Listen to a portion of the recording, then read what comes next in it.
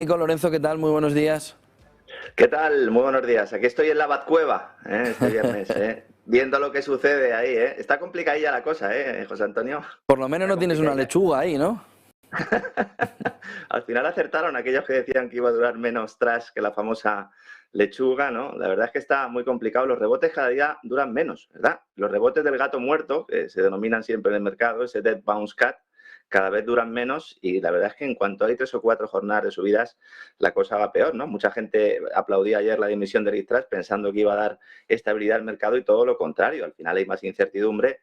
Yo creo que lo de Truss ha sido un golpe de Estado, lo dije desde el primer día, yo creo que ahora ya creo que tenemos ya suficientes factores, ¿no?, para decir que ha habido ahí suficientes elementos, ¿no?, para respaldar que Rishi Sunak, que es uno de los candidatos al que el Financial Times lo daba como favorito, ¿no?, esta mañana, al menos la mayor parte de los medios. Este señor fue ministro de Hacienda entre 2020 y 2022, es decir, todos aquellos que dicen que esto es un golpe al Brexit, que esto es un golpe a la política económica británica de los últimos años, y sale Sunak como primer ministro, pues la verdad es que tendrán que repensar y tendrán que plantearse cuáles son sus fuentes, ¿no? Hay otros candidatos, también está esta mujer, ¿no?, la presidenta de la Cámara de los Comunes, la señora Mordaunt, que fue ministra de Defensa, lo cual también sería mandar un mensaje, ¿verdad?, al mercado, como diciendo, ponemos una ministra de Defensa con la que está cayendo en el este de Europa y con la mirada puesta en China. Pero yo creo que lo detrás es un nuevo paradigma. Se ha utilizado un poco como un nuevo paradigma. Sabes perfectamente, igual que toda nuestra audiencia, que los bancos centrales hace ya un par de meses y 3 que están diciendo a los gobiernos, señores, no aumenten el gasto público, suban impuestos, intenten destruir la demanda como estamos haciendo nosotros, ¿no? Eso es lo que nos están diciendo, pero en realidad hay un segundo paso, ¿no? Y esto lo vamos a ver sobre todo en 2023, aunque en Reino Unido lo hemos visto ya antes, que es que los tesoros van a ser quien rescaten a los bancos centrales. Esta misma semana hemos sabido que el Tesoro de Reino Unido le va a meter 11.000 millones de libras al Banco de Inglaterra. ¿Por qué? Pues precisamente porque los bonos que tienen cartera al Banco de Inglaterra han perdido valor. Y no es un tema exclusivo de Reino Unido. Antes lo estabais comentando. La evolución de los treasuries, de los bonos del Tesoro de Estados Unidos, es muy preocupante. Recordarás que planteábamos hace un año y medio, que una rentabilidad por encima del 1,5, del 2%, era ya alto riesgo. Ya estamos hablando de superar el 4 y de acercarnos al 5, ¿no? Entonces va a haber unas pérdidas importantes, latentes en las carteras de los bancos centrales, y por eso estamos viendo una venta masiva de bonos. Algo que además está retroalimentando todo esto, ¿no? Ahora mismo hay problemas de liquidez en el mercado de bonos del Tesoro. De bonos del Tesoro teóricamente seguros, ¿no? Estamos hablando de los de Estados Unidos, por ejemplo. El otro día Janet Yellen también lo planteaba. Están muy preocupados en el Tesoro por esos problemas de liquidez. Porque si hay liquidez en los bonos del Tesoro de Estados Unidos, es que hay problemas de liquidez en todo el planeta, ¿no? Y eso hay que tenerlo en cuenta, ¿no? ¿Quién va a comprar las emisiones de deuda en 2023? Porque Estados Unidos está emitiendo el doble que antes del COVID. En Europa conocíamos también esta semana un informe de Bank of America que plantea que en la eurozona se van a tener que emitir cerca de 400.000 millones de euros de deuda, que se dice pronto. Y ahora mismo, y te lo cuento en exclusiva, en el Banco Internacional de Pagos se está planteando la posibilidad de relajar las exigencias de capital a los bancos, fíjate, todo lo contrario de lo que están diciendo muchos medios, para permitirles en 2023 aumentar su cartera de bonos, lo cual trasladaría parte de ese riesgo de deuda soberana a los balances de los bancos. Ya no saben qué hacer. Esta alquimia financiera al final ha provocado un escenario en el cual pues todo es terreno desconocido, José Antonio. Es que lo que estás planteando es que quieren evitar a toda costa una crisis de deuda. Es decir, Es lo que que se evitó en 2012 vuelve a estar encima de la mesa, pero se lo quieren transmitir otra vez al sistema financiero en general, / al ciudadano. Es que, claro, la estrategia de 2008 era, bueno, no pasa nada, como no tenemos inflación, la banca central compra. Pero claro, ahora si tienes inflación y tienes que aplicar programas, bueno, subida de tipo de interés y esos famosos quantitative tightening, que yo no sé realmente si van a llegar en algún momento, pues tienes que garantizar quién va a monetizar esa deuda, quién va a comprar esa deuda, ¿no? Entonces, la nueva deuda que se vaya emitiendo tiene un cierto interés atractivo precisamente por esa rentabilidad, pero ¿y la antigua? Es decir, ¿qué va a pasar con todos esos balances de la banca central, ¿no? Y ahí hay un problema, hay unas pérdidas latentes que van a obligar a los tesoros a rescatar a sus bancos centrales. En España, el propio Hernández de Cos decía en sede parlamentaria hace escasas horas que va a tener que trasladar el Tesoro, va a tener que entregar un cheque de 1.800 millones de euros para cubrir las pérdidas del Banco de España. Es decir, vamos a ver al Tesoro rescatando al Banco de España y eso lo vamos a ver en año electoral, José Antonio.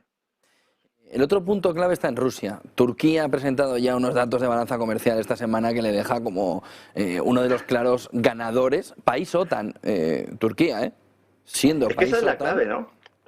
que consigue sacar tajadas, sobre todo, no solo en lo energético ya, sino en exportaciones e importaciones. Bueno, es que realmente buena parte del gap, buena parte del agujero que están dejando empresas occidentales que han salido de Rusia, lo están cubriendo empresas turcas. Que esto no se está comentando, ¿no? El hecho de que sea un país OTAN es muy relevante, porque fíjate, la guerra empieza porque hay una invasión, porque hay un ataque, por lo menos en el ámbito oficial es la tesis, ¿no? A un país soberano, pero que no es OTAN. Y entonces la OTAN establece una serie de sanciones, impulsa también esas sanciones dentro de la Unión Europea, pero Turquía, al no estar dentro de la UE, pero sí estar dentro de la OTAN, hace un doble juego, se ofrece primero como bisagra, aquí lo comentamos, diciendo, bueno, no se preocupen, nosotros ejercemos de garantes para saber que esos barcos que salían de Ucrania, ¿verdad?, con los fertilizantes, con la materia prima agrícola, con esos alimentos, ¿no?, pues podían salir de allí, incluso se ofrecieron a ayudar en el desminado de los puertos y ahora ya tenemos una alianza comercial, como bien está diciendo, pero también energética, porque han llegado a un acuerdo Putin y Erdogan para construir una segunda central nuclear y para crear un hub, un nodo, ¿no?, de reparto de gas utilizando Turk Stream y, bueno, pues potenciar esas relaciones entre ambos países, ¿no? Al mismo tiempo, tienen una crisis inflacionaria de caballo. Los últimos datos muestran que la inflación en Turquía es del 83%, aunque estudios independientes la fijan en el 160%. Yo sé que esto no le deja dormir a Carlos Torres, el presidente de BBVA, y su pasión turca, tampoco a su consejero delegado, Onur Genç. Se habla poco de la exposición de BBVA a Turquía. Me consta que en el Banco Central Europeo están muy preocupados por esta exposición en Turquía y cuidado con BBVA porque a medio plazo va a tener problemas. De hecho, fíjate, lo que ha hecho, en lugar de salir del país, es reforzar su apuesta, ¿no?, con esa famosa OPA sobre Garanti, ¿no? La verdad es que estamos viendo una situación que a mí me hace también plantearme dudas sobre la capacidad real que tienen los países europeos para oponerse a los designios de la OTAN. Porque si Turquía puede oponerse, ¿por qué Alemania, Francia, Italia o España no? Bueno, pues yo creo que eso también es un material para que reflexionemos, ¿no? El otro punto ya para terminar y te dejamos, que vamos camino del fin de semana prácticamente ya, es que se ha acabado la broma esta en la que los chinos nos daban a Europa el gas ruso después de procesarlo ellos, volverlo a meter en un metanero y entonces vendérnoslo muchísimo más caro que si viniera por aquí, que si viniera directo, pero todos decíamos, ay, pero si no es ruso, sí, sí que es ruso. Sí que es ruso. Lo que pasa es que pasa por refinerías chinas o por manos chinas, pero y ya China, no nosotros, sino China ha dicho se te acabó la broma esta. Bueno, iba en gasoducto, luego lo licuaban los chinos y en algunos casos directamente lo que hacían era cambiar el buque, cambiar una bandera y ya está, ¿no? El primero en España que lo contó fuiste tú. Además hay que decirlo, el primero en España que lo contó, además te vi, empecé a investigarlo y digo, efectivamente es cierto, ¿no? Le ponían un sellito y ya está, ¿no? Ahora China va a dejar de hacer esto. Hay mucha gente que está planteando que esto es bueno porque realmente es reducir esa dependencia energética. Lo cierto aquí es que China lo va a hacer porque necesita cubrir su demanda interna. Y esto es otro elemento aquí que nos da alguna pista sobre qué está pasando realmente en la economía china. Porque cuando todo el mundo está descontando una desaceleración notable, ¿no? Antes escuchábamos al analista que planteaba que hay dudas incluso de que pueda alcanzar ese 3% de crecimiento, es verdad, pero con esas cifras de crecimiento no puedes necesitar mucho más gas, no puedes necesitar mucho más hidrocarburos. Si tú le estás diciendo a tus empresas, oigan, dejen de mandar metaneros porque queremos cubrir demanda interna, es porque realmente estás creciendo más de lo que algunos creen, ¿no? Eso es un factor a analizar. Y luego otro es que el precio del gas ha bajado muchísimo y ya no compensa mandar esos metaneros. Es posible que a China le vuelva a compensar cuando suban los precios del gas en Europa. ¿Y cuándo van a subir los precios del gas en Europa? Bueno, pues cuando venga de verdad el invierno. Porque es que el calentamiento global va a ser bueno ahora.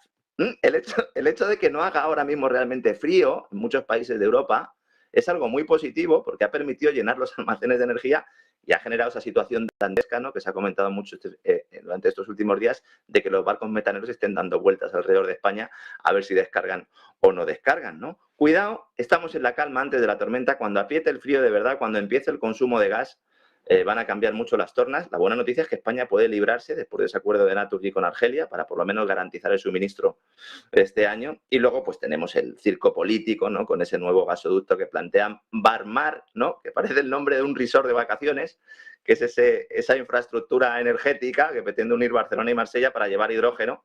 Hidrógeno verde, nos dicen, ¿no? De momento el hidrógeno necesita electricidad. Es decir, para crear el hidrógeno, para extraerlo necesitas electricidad, se hace fundamentalmente mediante electrólisis y lo que nos dicen es que esa electricidad va a venir de fuentes renovables. Bueno, ya veremos, ¿no?